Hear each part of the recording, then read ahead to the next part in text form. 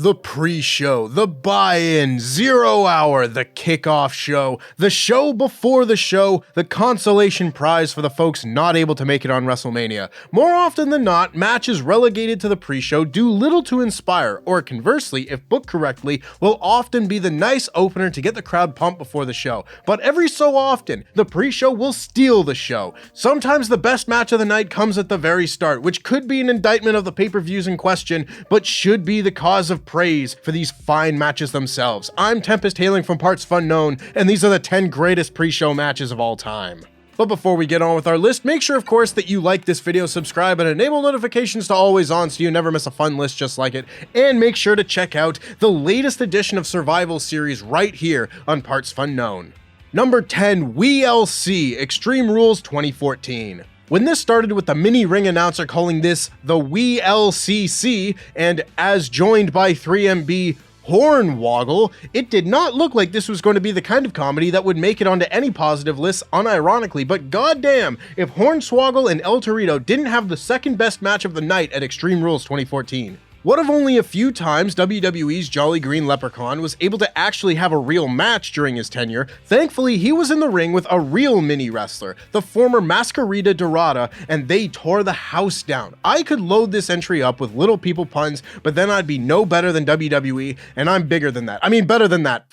Torito brought out the antithesis of Big Show's massive 2012 steel chair. There was an elbow drop through the mini announce table, a missed tadpole splash off a 4-foot ladder, future WWE champion Drew McIntyre diving through a table on the floor, and future WWE champion Jinder Mahal getting put through a pile of tables and ladders with the Bull and his Matadors in what was genuinely a fantastic TLC spot. Fans were forced to take this seriously by the end, which was made much easier by them not being able to hear Jerry Lawler on commentary. Number 9, The Shield vs. the Usos Money in the Bank 2013. Seth Rollins has said that having his and Roman Reigns' tag title match with the Usos relegated to the pre-show for Money in the Bank 2013 really pissed he and Roman off. And let me tell ya, it shows. These dudes wrestled like they had something to prove. WWE had started airing pre-show matches for the pay-per-views after WrestleMania 28 in 2012, and prior to this match, precisely 0 of them had been good. The pre-show was not a place you wanted to be around this time, but that wasn't going to stop the pre-freaking Seth freaking Rollins, the brightly colored face-painted Usos, and their uncrowned tribal chief from putting on one of the best matches of the night. The crowd was heated for this match, made that way with great psychology. The Shield keeping the Usos from making tags, dives, and an awesome near fall where the crowd really bought that the Usos had won their first ever set of tag titles. It would be a long time before we would see a pre-show match as good as this again, and this stood as an illustration of why the Shield and the Usos were worthy of the main card. Number 8, Carlito and Primo vs. The Miz and John Morrison, WrestleMania 25. But Tempest, you just said that pre-show matches weren't a thing until 2012. Right you are, you cheeky little sausage, but like everything else in life, there are exceptions. WWE would also put on a pre-show match from time to time from WrestleManias or Cyber Sundays, such as the shockingly fun Battle Royal at WrestleMania 24, but in terms of matches worthy of making this list, you have to look to WrestleMania 25 and the other time that WWE decided to unify their two sets of tag belts. World Tag Champs The Miz and John Morrison had been feuding with WWE Tag Champs Carlito and Primo, leading into WrestleMania 25, where they had a lumberjack match that really should have been on the main card considering how poor the rest of that Mania was. Miz and Morrison were an excellent team around this time. Really, the only time I enjoy The Miz is when John Morrison is nearby, and they capped off their year-and-a-half run as a team with this match. A really great back-and-forth battle with an awesome finish, with Primo countering an inverted suplex into a backstabber. After nearly 7 years with 2 sets of tag belts, I wonder how many people never even got to see the match that unified them, which again is a shame because it's great. Number 7, Serena Deeb vs. Riho, Double or Nothing 2021.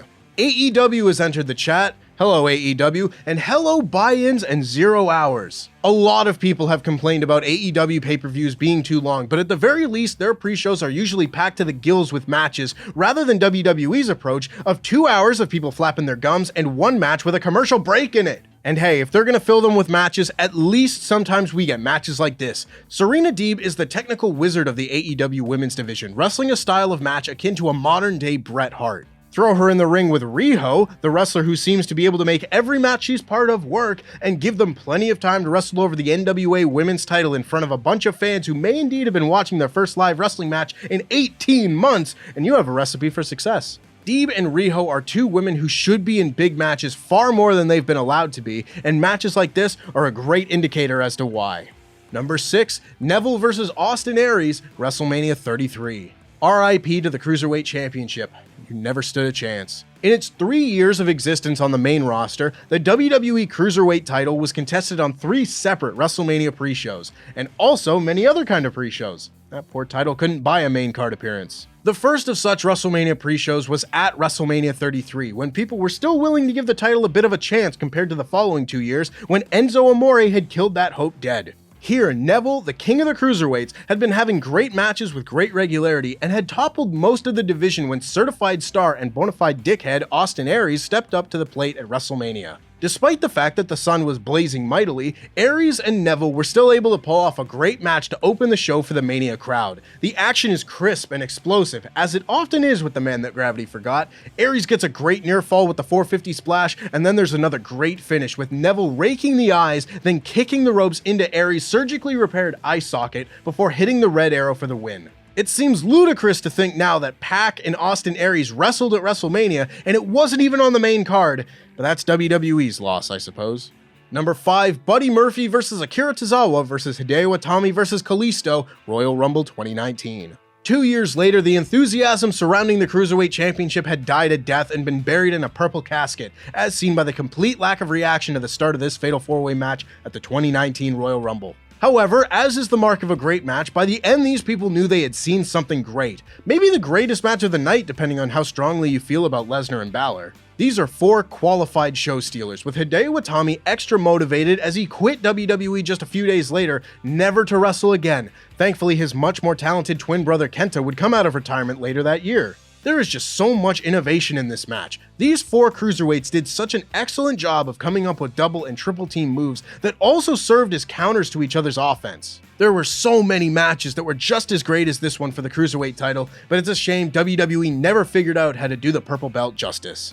Number 4, House of Black vs. Pac, Penta Oscuro, and Eric Redbeard, Revolution 2022. Damn you, Rey Fenix's arm! Had that thing not snapped like a twig in January 2022, we likely wouldn't have been stuck watching crazy stupid lore promos for half the year while we waited for Death Triangle and House of Black to have their admittedly awesome match at Double or Nothing. In the interim, AEW needed something to tide fans over at Revolution while Fenix was still on the mend, and naturally they called up the obvious Rey Fenix replacement of Eric Redbeard. I mean, I guess it was worth it just to have him stand toe-to-toe with Brody King, but this sure is an interesting lineup. Not made any less interesting by goth Alex Abrahamtes. Forgot about him. Or maybe I'd just like to. Not quite as polished as the match at Double or Nothing months later, but this was still one of those balls-to-the-wall trios matches that have become commonplace in AEW since teams like House of Black rose to prominence. It's classic work-rate wrestling, complete with the spooky bollocks of the Witchman blowing mist in the Vintner's face before getting dropped on his head for the finish. Something for everyone to love. Except maybe the Vintner. Number 3, Eddie Kingston vs. Tomohiro Ishii, All Out 2022. Eddie Kingston's 2022 rivalry with Ishii was precisely the type of wrestling that hits the atomic bullseye of my wrestling fandom, so I'm more than a little excited to talk about it. Kingston's beef with Ishii came from a difference in wrestling philosophy. Kingston doesn't with strong style, which has not only been Ishii's bread and butter, but also the style that New Japan Pro Wrestling was built on. Rather, Kingston grew up idolizing the stars of All Japan Pro Wrestling and their King's Road style, which focuses more heavily on endurance and storytelling than realistic strikes and submissions. After dropping their first match at New Japan's Capital Collision, Eddie Kingston got his win back over Ishii at All Out in a blistering, incredible melding of styles. What can I say? They do the chop chops for like half the match and it's brilliant. I love wrestling. Number 2, The New Day vs. the Usos, SummerSlam 2017. The time 2 teams decided they were going to remind everyone in WWE how great tag team wrestling can be for a few months. I don't have the data in front of me, nor do I have the time or energy to gather it, but I wonder how many WWE pre-show matches were actually given 19 minutes with the opportunity to be great like this one was. Earlier in this list, we said that being relegated to the pre-show was basically a death sentence for your match, but by 2017, WWE's roster was chock full of folks ready to steal the show, no matter what their position on the card was. From about the halfway point, these two teams just turn it on. A huge wipeout spot to the outside got the fans losing their entire minds, and nothing gets people pumped quite like a title change. After managing to wipe out Woods on the outside, main event of the pre-show, Jey Uso and also Jimmy hit a barrage of super kicks and the double splash to win the SmackDown tag titles once again, setting up great matches and that one Hell in a Cell match everyone really loves. This may be the greatest pay-per-view pre-show match of all time, but if there's one thing I love, it is a technicality. Number 1, Bryan Danielson versus Minoru Suzuki, AEW Rampage buy-in, October 15th, 2021. Not a pay-per-view pre-show, but a pre-show nonetheless, and really without question the greatest pre-show wrestling match of all time. Was this buy-in only done to further go head-to-head with that night's SmackDown? Maybe, but when it provides us with matches like this, who really cares about the why? 2021 Tony Khan was in his bag and pulled out an honest-to-God dream match that would get Match of the Year votes in the American Dragon versus the Murder Grandpa. This was the era in which AEW was at its best, making fans believe any match was possible any given week, no matter how monumental and how exceptional it would be. And also the era in which Bryan Danielson reminded everyone that he is in fact the best wrestler in the world, and it was because of matches like this. Two evenly matched, legendarily bad grappling and striking the piss out of one another, all in front of a crowd that knew just how special the thing they were getting to see was. This was a match that would fit as the main event of any pay-per-view of the year, and it was on the buy-in of Rampage, a pre-show stealer if ever there was one. And that's our list. Make sure, of course, that you like this video, subscribe, and enable notifications to always on so you never miss a fun list just like it. And make sure to check out the most recent edition of Survival Series right here. Click the link. No shenanigans on this episode. It's smeared with shenanigans. I haven't got my 3 strikes. You don't need them, list man. Don't worry about it. It's a perfectly ordinary episode of Survival Series, guys.